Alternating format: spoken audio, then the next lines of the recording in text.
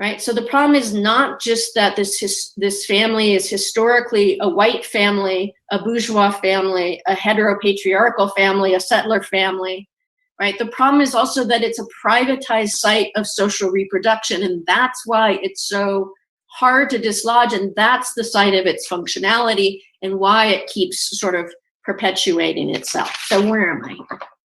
Let me just say one more point then.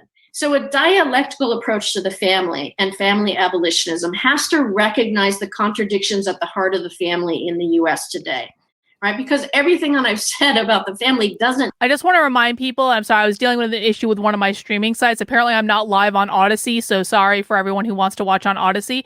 But I just want to make sure people understand, every time you hear the term white or whiteness or white supremacy, it does not mean skin color, it means capitalism.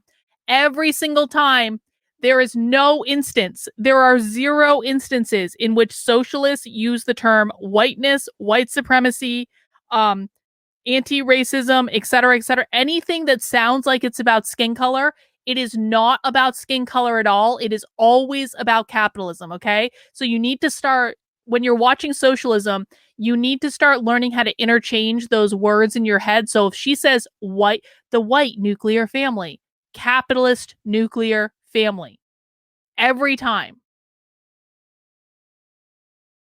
Mean that it's not a site of solidarity and it's not the source of pleasures and desires. It is those things too. And that's what I meant about this dialectical view. It's both and in many ways, right? It is at once a welcome sanctuary for many people and a trap. And that's what I think we have to hold together in some ways. More specifically, I think the institution of the nuclear family originated as a white settler bourgeois heterosexual and patriarchal institution.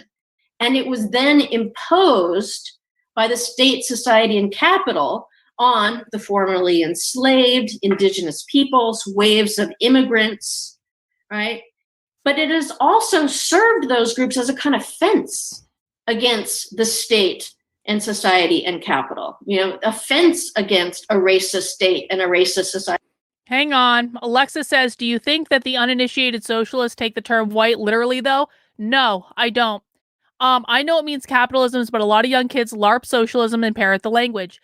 What you're talking about, Alexa, are useful idiots. You're not talking about socialists. Here's the thing, guys. Socialists exist in, the real socialists exist in these echo chambers where they're only ever around other socialists. They have all sorts of socialist meetings. They have socialist book clubs. They have socialist cliques.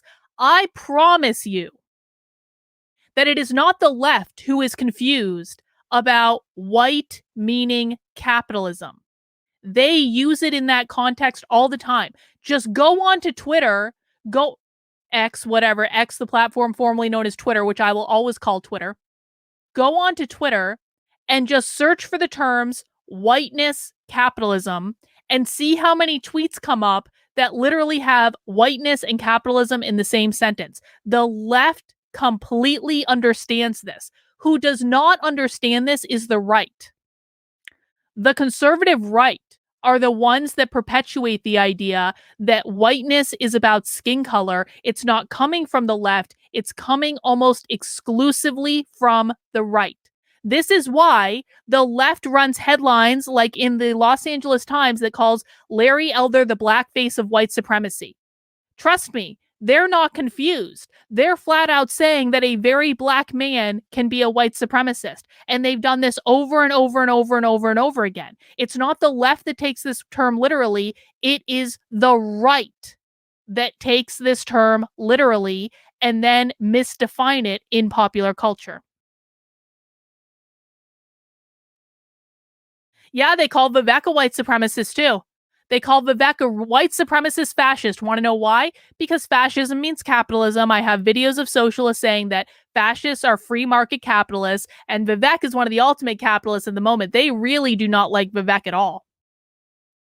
Yes, Michael, it is the same when they say white supremacists. It is when every single time that socialists use the term whiteness, white supremacy, anti-racism, anything to do with race, it is always about capitalism. It is never about skin color. Always about capitalism.